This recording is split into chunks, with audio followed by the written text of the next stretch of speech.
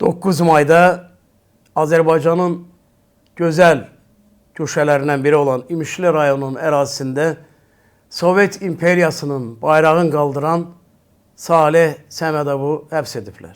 Yayılan məlumatlara görə adamın mülklərinin sayı hesabı yoxdur. Şadlıq sarayları varmış, restoranları varmış, çay evləri varmış, dərmanı varmış, ərazisi varmış, osu varmış, busu varmış. Heç bu bizi düşündürmür. Amma məsələnin ilginc tərəfi orasıdır ki, Azərbaycanın varidatın, Azərbaycanın suyun, havasın həzm edən bu insan öz vətəninin düşmənlərinin bayrağını qaldırdı. Əlbəttə ki, onu indi hansı səbəblə həbs ediblər, bunu xüsusi xidmət orqanları, mühafizə orqanları bilirlər. Amma mən bir sadə Azərbaycan vətəndaşı olaraq istərdim ki, onun əlində nə varsa, A-dan Z-ə qədər alınıb Azərbaycandakı uşaq evlərinə verilsin. Onun ayağındakı ayaqqabı belə alınıb uşaq evlərinə verilməlidir.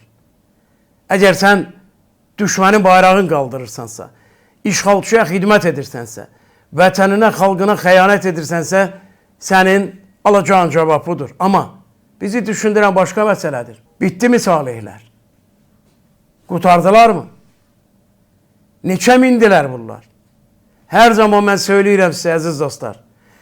200 il içərisində Rusiya Azərbaycanı öz işğalında saxladığı müddətdə burada minlərlə, 10 minlərlə agent yetişdiribdir.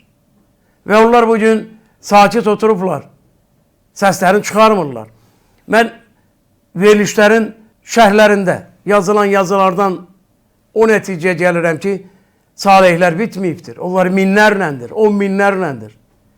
Və Azərbaycan xalqı onlara qarşı çox amansız müharibə aparmalıdır. Əlbəttə bizə parçalanmaq olmaz. Əlbəttə Azərbaycanın daxilində fikir müxtəlifliyinə düşmən olmaq olmaz. Amma Rusiyanın, İranın, Ermənistanın, Fransanın apardığı siyasətin ocağına odun atan, işğalçıya yardım edən, öz dövlətinin müstəqilliyinin əleyhinə səsini qaldıran hər kəs vətənə xəyanətdə suçlanmalıdır və ona cavab istənilməlidir. Sən nə deyib Azərbaycanın, müstəqil Azərbaycan ərazisində Sovet İttifaqının bayrağını qaldırırsan? Ona görə biz hər birimiz sual verməliyik ki, bitdi mi bu Salihlər?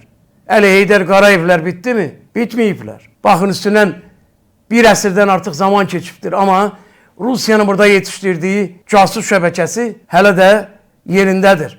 Və bizim müstəqilliyimizin düşmənləridir onlar.